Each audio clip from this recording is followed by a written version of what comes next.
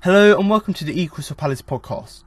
I'm Alfonso Greenbrook and today pod 44 I'll be looking at a result against Leicester by bringing you my match review, player rankings and my man of the match.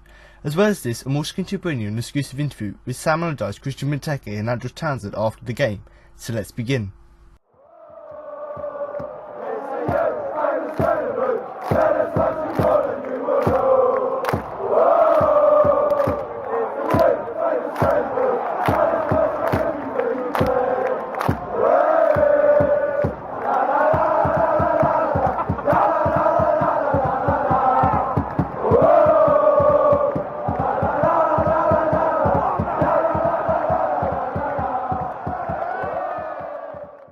Palace fall back from 2 goals down to claim a hard-earned point against Leicester City thanks to strikes from Yohan, Cabaye and Benteke at Selhurst Park.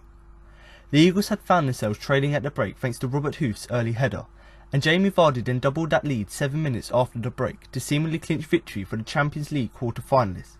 But Palace rallied up level with 20 minutes to play, but just couldn't quite find a winner. With results at the foot of the table also going Sam Allardyce's side's way, the comeback to claim a point could prove crucial come the end of the season. The hosts came into the game searching for a 4th straight home win, something that they hadn't achieved in the top flight since 1990, but their chances of ending that way were dealt a massive blow just after 6 minutes in simple fashion, when a long throw by Christian Fuchs was headed into the net by an unmarked Huth to put the champions ahead. That was the only real threat imposed on Wayne Hennessy's goal in the opening half, with all the opportunities falling to the Eagles. Firstly, Huth had to put in some fine defensive work to block a fierce goal-bound shot by Wilfried Zaha from close range, and then after Joe Ward had picked out Benteke at the back post. The Eagles' top scorer chested the ball down and pulled the trigger, forcing Kasper Schmeichel to save with his feet, before a slice of luck saw the spinning ball clip past the post before being cleared. Huth continued to be in the thick of the action in the first half, and he made another telling contribution with 5 minutes remaining of the opening 45, lunging in to deflect away an Townsend shot after he had been allowed to creep into the box following an incisive pass by Joe Ward. And despite plenty of probing, Allardyce's team went into the interval behind, despite showing more in the final third. However, a slow start to the second half cost Palace dear, and 7 minutes after the restart, after a couple of warning shots, the Fox scored a trademark goal on the counter. After a Palace corner was headed clear by Huth, Mahrez stuck past Zaha and threaded a perfect ball into the path of Vardy, who turned past his former teammate Jeffrey Slupp and bent the ball past Wayne Hennessy. 2 goals down, the Eagles needed some more of that resilience that had been evident in recent weeks to fire straight back, and they got a goal back 2 minutes later when Slupp picked up the ball in the edge of the Leicester box and saw his low drive deflect into the path of Cabaye, who fired past Schmeichel to score for the second time in 5 days and lift the Selhurst crowd. That in turn fired up the players and they began to turn the screw looking for a second, and after plenty of pressure it arrived with 20 minutes to go. Having just appeared off the bench, Patrick Van Aanholt pushed down the left and switched the ball over to Townsend, who put in a delicious cross into the box, but Benteke dominoed Yohan in the air to dive into the cross to head in the equaliser. With parity restored, both sides struggled to create another clear-cut opportunity to win the game, but Danny Drinkwater was a whisker away in stoppage time when he fired narrowly over the bar from the edge of the box with seconds remaining. But for Palace, the point was definitely a good one, having been 2-0 behind.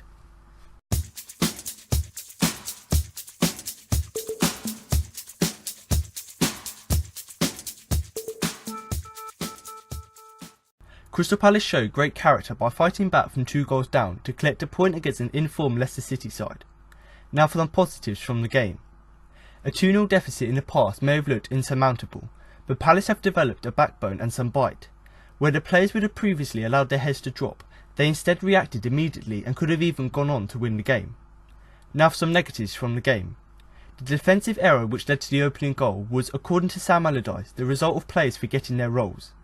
It was frustrating, but Palace recovered well.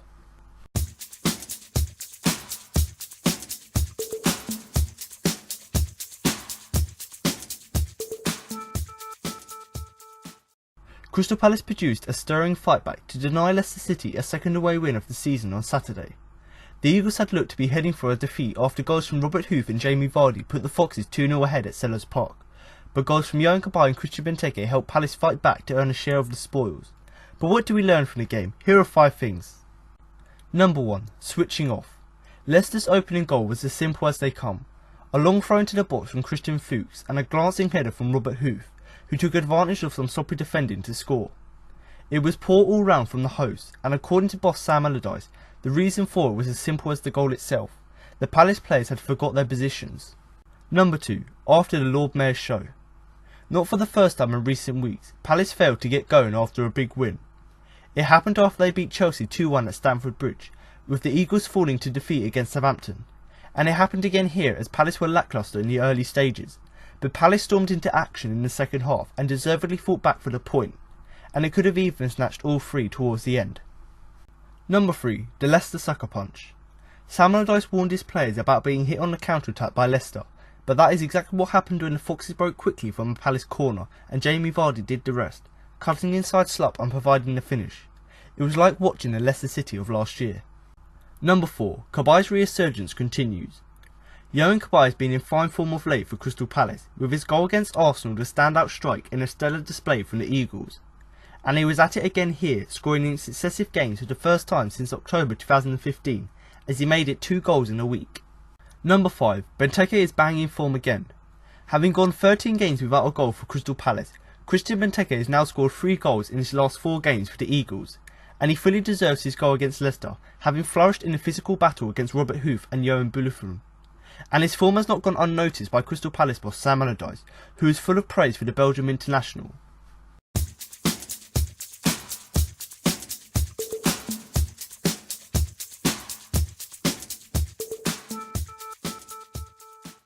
So now you've had the match review, we're now going to move on to the player rankings. But before we start, don't forget to follow us on Twitter and Facebook at Crystal Palace for all the latest news.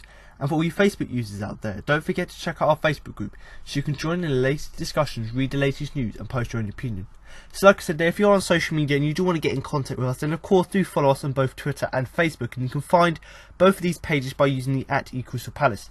Now I personally would highly recommend you do follow us on both of these pages because we do regularly update them with the latest news. So if you do want to keep up to date with all things Palace, then of course do give us a follow, and that is including things like player and manager interviews after the game, and obviously in the lead up and sort of during the transfer windows we do post all the rumours on there.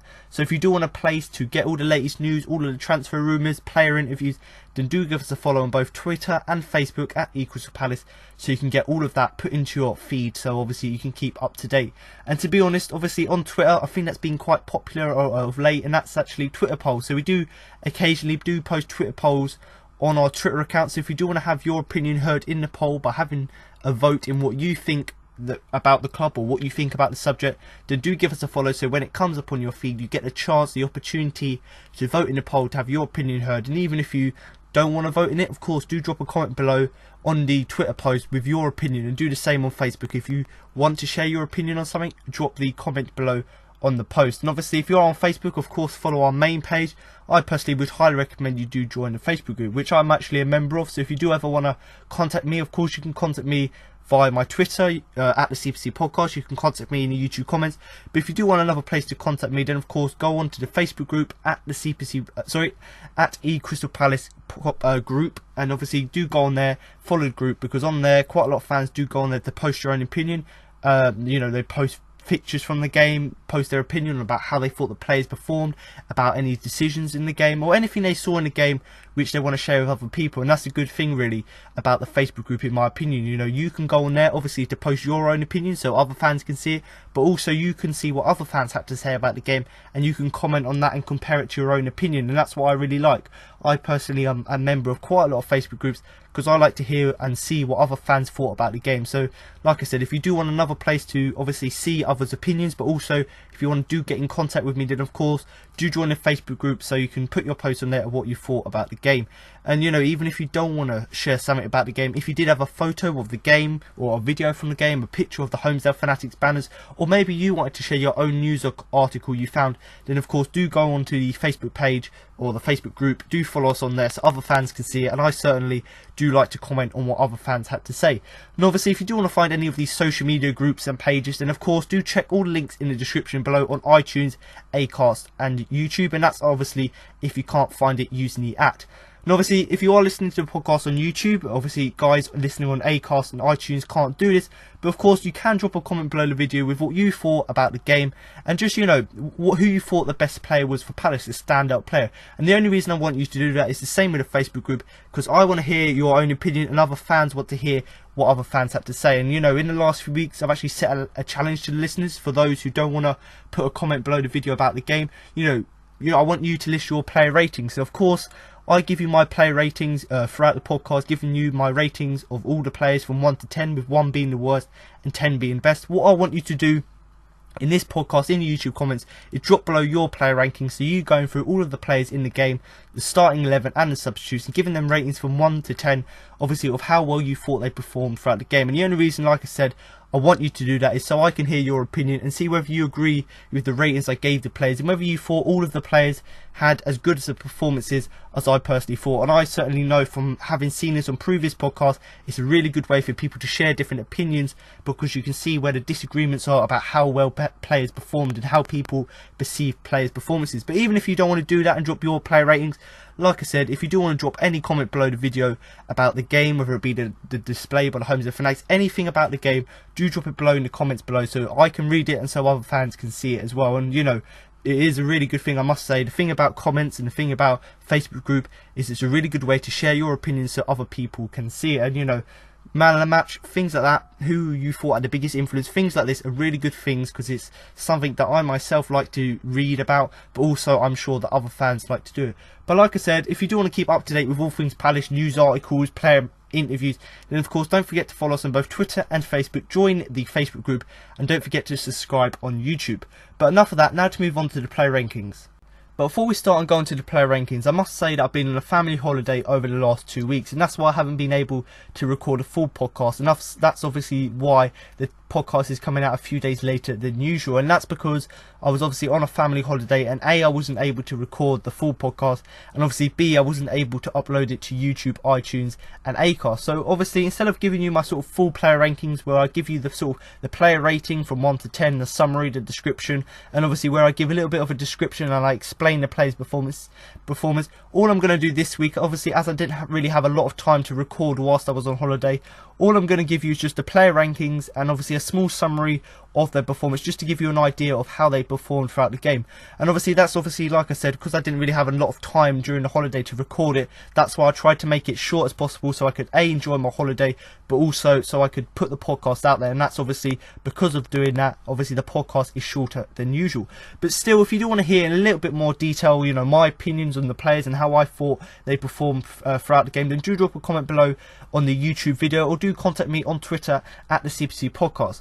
But enough of that, now to move on to the player rankings, starting in goal with Wayne Hennessy, who I am going to give a 7.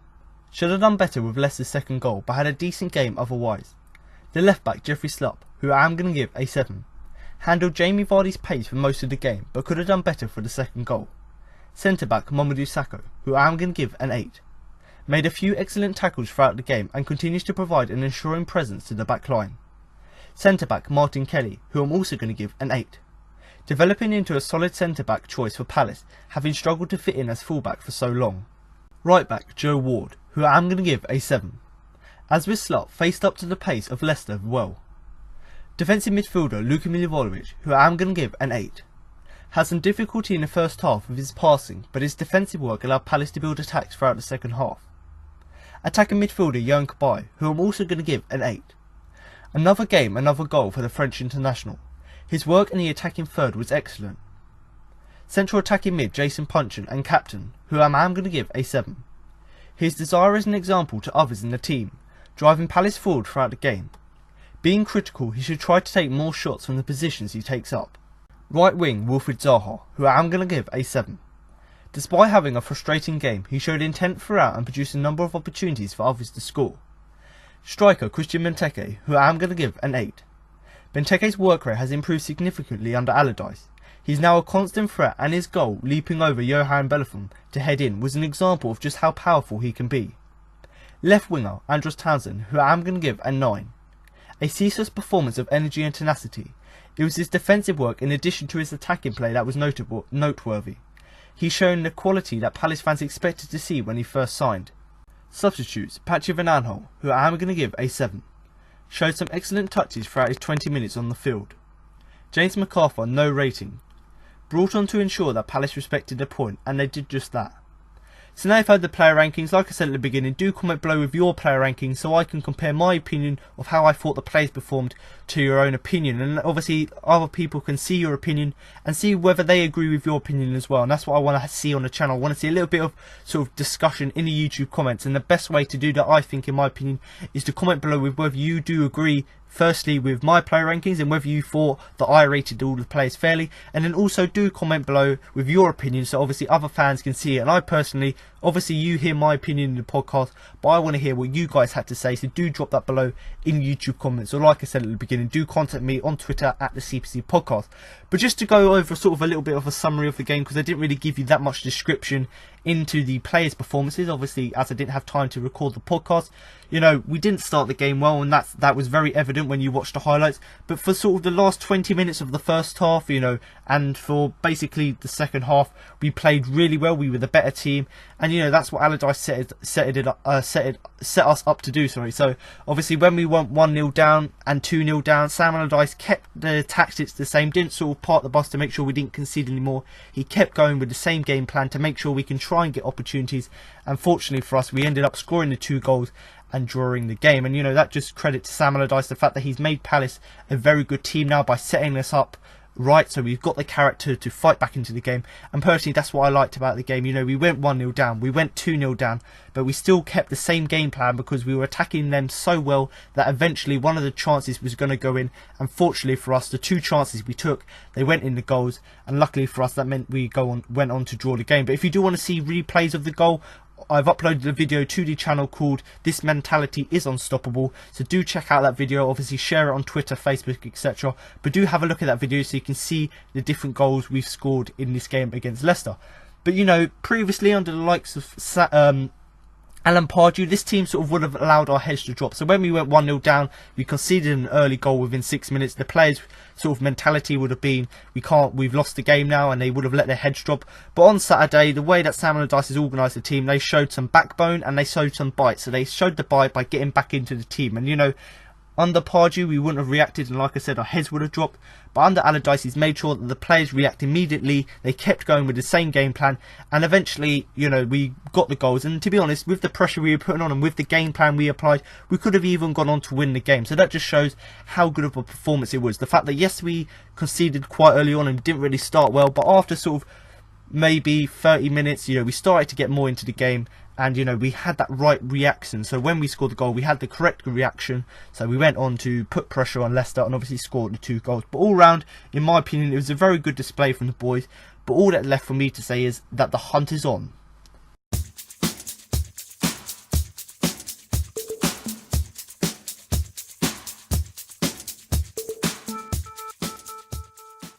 Now to move on to the Man of the Match award. But before that, I give you my Man of the Match and who I thought had the biggest influence in the game.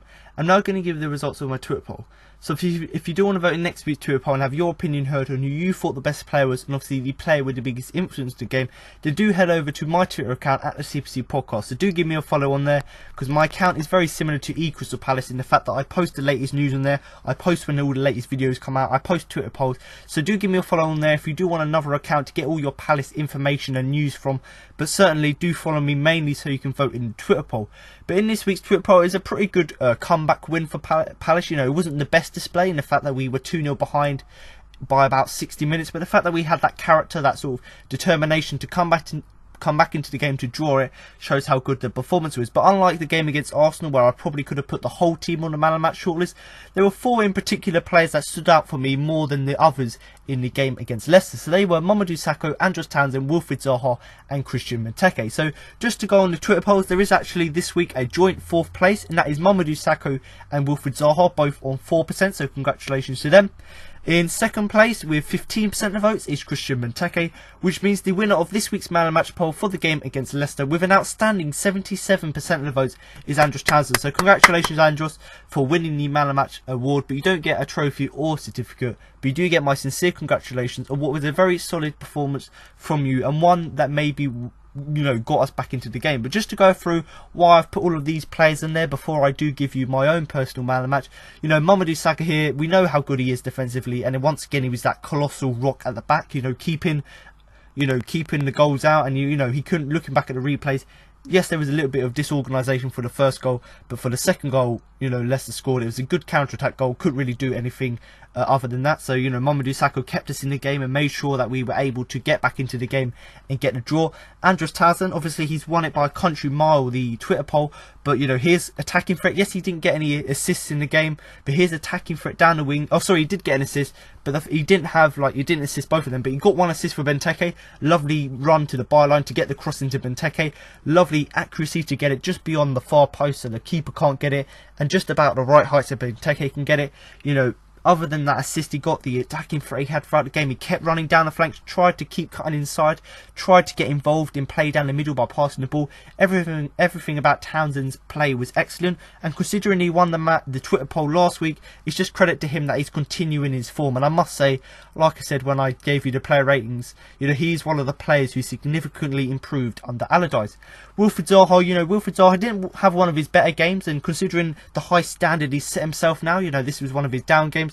But much like Townsend, he still had that attacking threat down the wing, tried to get past a few players, and there are a few chances where he got past a few players, done some lovely skill, and much like the goal he scored against Russia in the international break, he got past the whole team. But unlike the game against Russia, he couldn't have the end product and he skied it over. But other than that, his attacking threat, his skill, his pace was all good as usual. And then Christian Benteke on there, he was unplayable at times. The Leicester centre-backs couldn't cope with his hold-up-play, with his physicality. Obviously, they couldn't cope with his headering ability, obviously, when the cross from Townsend came in. And obviously, Christian Benteke, as a whole, he got a goal, he's now scored 3 goals in 4 games. He's finally picking up his form again, but certainly a good performance from him. Obviously getting the goal credit him for the goal, obviously because he deserved it, but obviously his hold-up play, his physicality, all of that stuff he'd done against the Leicester backline was fantastic. But just to give you my man of the match, it's quite obvious for me, and I'm going to go with the Twitter poll. So congratulations, Andros, you do win the double man of the match poll for the game against Leicester. And the reason I've given it to him over the other players is just because how outstanding the cross was to Benteke firstly, and obviously secondly just because of how good his attacking threat was as a whole throughout the whole game. But certainly Mamadou Sakho, defensive work was fantastic. Andros Townsend, attacking work, the assist, and even defensive work was good from him. Wilfried Zaha, attacking threat as usual. And then Christian Benteke got a really good goal, and his physicality helped to win the game. But certainly, Andros Townsend shone out for me, obviously because of the assist and obviously how well he played offensively. So now you've heard my match report, player rankings, and my man of the match. That concludes this week's podcast. Now I've got an exclusive interview with Sam Allardyce, Christian Benteke, and Andros Townsend following the game. Christian, another goal for you and another point for Crystal Palace. Is it one that takes you closer to Premier League survival? Yeah, I think it's if we can win, we don't have to lose. I think we deserve more because they only got like one action in the second half, and I think we pushed, but yeah, we didn't score the third goal. Did Leicester surprise you a little bit today, the way they started? I think we knew because they play Wednesday night, so we knew that we are going to take some advantage during the game. But I think today it's a mix of feeling because I think we deserve more today. From 2-0 down, did that demonstrate the new spirit there is here at Crystal Palace? I think we all in a good shape. We showed some great character, and especially after the first goal, we came back in the game, and that's why I just said that it's a mix of feeling. Just finally, 4 of your final 6 games are against teams currently in the top 6. How hard is the task in front of you to ensure that you're definitely safe? I think every game is gonna be tough because the other team as well want to win. So we're gonna fight until the end, like we are doing. Andros, great comeback today. Yeah, I think the manager's got a motto: if you can't win a game, then make sure you don't lose it. We made it difficult for ourselves, but in the end, we picked up the point. We've got a further point away from the drop zone, and I think at the end of the day, it's got a good point for us. Yeah, what would Leicester like to play against today? Is it more like the Leicester of last season? Yeah, of course, you saw they've got the confidence back. They've got the runners in behind. They're a handful. They got one of their goals from a typical Leicester counter-attack. It was difficult to defend against, but we dug in. We showed a resilient attitude, which we haven't had at times this season, and we dug it out, and we got the well-deserved point, and could have been 3 points on another day. Yeah, you said that if you can't win, don't lose. At the end there, is it hard against a team like Leicester? You don't want to push too much because they can hit you so quickly on the break. Yeah, it's a difficult one. I think at the end where the better side were creating the better chances towards the end, but we've always got that. The manager comments in our heads saying, "Don't lose it, don't lose it." Like we did at Southampton, we pushed too much and they hit us on the counter.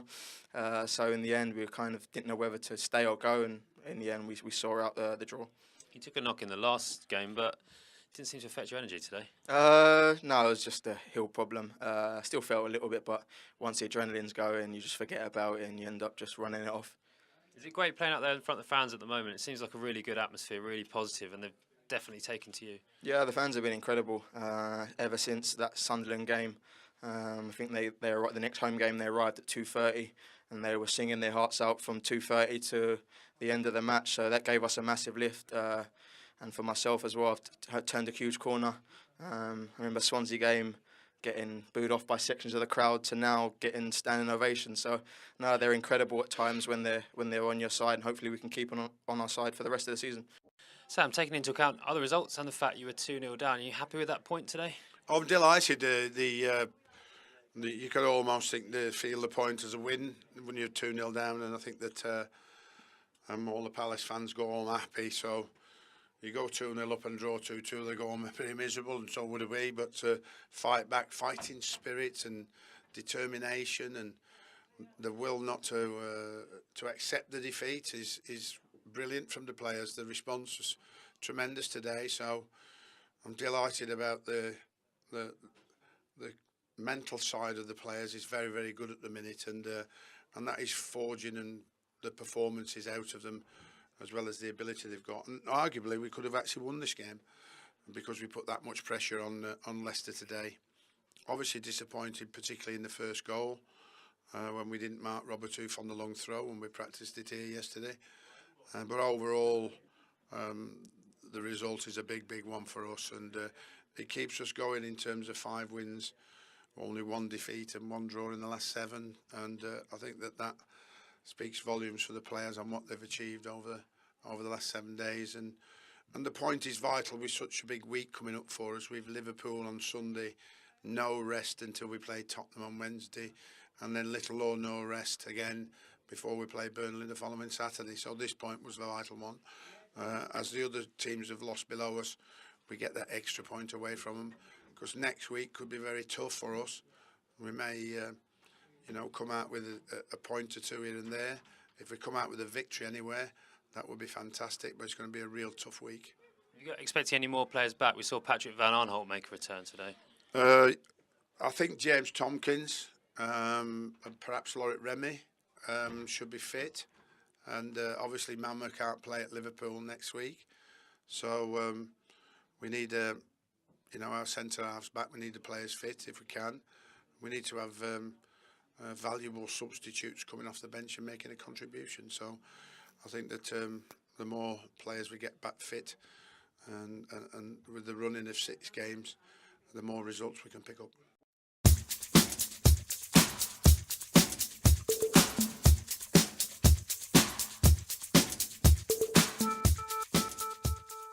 So there you have it. Now you've heard what Sam Allardyce, Christian Benteke and Townsend had to say after the game. That concludes this week's podcast for the game against Leicester City. But make sure to come back next week for a post-match review of the game against Liverpool. So thanks for listening, and remember to up the Palace!